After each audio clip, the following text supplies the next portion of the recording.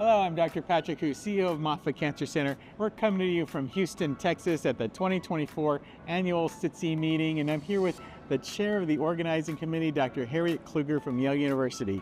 Dr. Kluger, thanks for being with us today. You're welcome, and nice to see you all virtually. Well, thank you for all your help organizing this meeting, SITC annual meeting, and tell us what you're most excited about the meeting. So I think the best part about this meeting is that it brings together a community of investigators.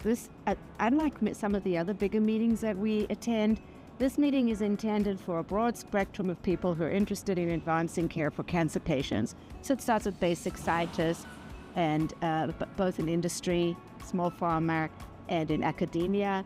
We have experts on regulatory issues. We have clinical researchers. We've got translational researchers. We've got patient advocates. We actually have the gamut of people coming together over here in Houston to talk about what's really important to all of us. Well, the science of immunotherapy is really heating up and getting exciting. What areas are you most excited about this year? So that's a hard question because there are so many areas that are exciting right now. We're developing new drugs, checkpoint inhibitors, that are different from the ones that have been developed over the last decade. So they add to the armamentarium of drugs that we already have. There are engineered cells. So we are giving cell therapy, patients' own cells that we infuse back to fight the patient's cancer. So we've been doing this for a number of years, but the technology is just improving so fast, and the understanding of the biology in the tumor microenvironment has advanced to the point that we are now able to engineer these cells better, and I expect that we will see better outcomes going forward. And then the other area of interest is adding cargo onto certain drugs that target the immune system, but we do it such that the cargo is only released in the immune microenvironment, not necessarily other parts of the body.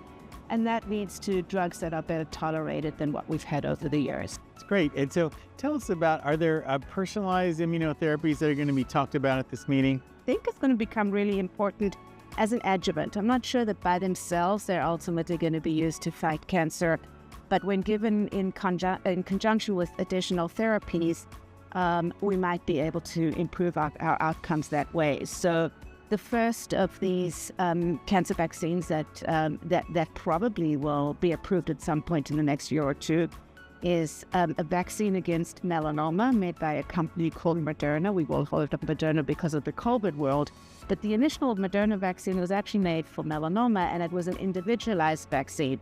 So from the cancer world, we actually learned how to fight COVID, because what we learned was that we can quickly generate a vaccine to a patient's own cancer, then we can also generate a vaccine to a novel virus like COVID-19, and that vaccine can be modified rapidly and used in a large scale for patients. But in the case of the melanoma vaccine, these are very personalized and individualized. So we've seen immunotherapies come across for melanoma, but now they're starting to go across to other cancers like synovial cell sarcoma, cell therapy for synovial cell sarcoma. Do you think immunotherapies are going to start to spread across many kinds of cancers? Yes. So the first place that we saw it happening was with the immune checkpoint inhibitors, where it became very clear that they're active in lung cancer, head and neck cancer, gastric cancer, many other types of cancers.